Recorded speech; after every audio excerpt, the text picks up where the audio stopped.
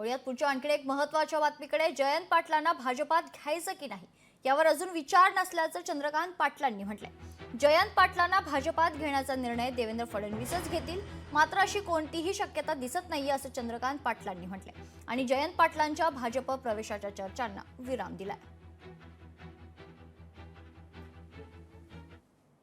आमच्याकडे एकच नेता देवेंद्रजी, ते सांगतील ते आम्ही करतो। त्यांचं खूप दूरवरचं राजकारण म्हणजे दूरदृष्टी आहे त्यांना, त्यामुळे त्यांनी जयंत पाटलांच्या बाबतीत निर्णय असा केला की बाबा त्यांना घ्यायचं तर पहिला माणूस मी जाईन तिथे जयंत पाटलांना सांगायला किंवा तुम्ही आलं पाहिजे पाठीवर। पण असं देवेंद्रजींनी निर्णय केल्याशिवाय मी काही करत नाही। आज असं देवेंद्रजी निर्णय करतील अशी कुठली शक्यता दिसत नाही। लोकशाही मराठी ऐका, पहा, जागरूक रहा।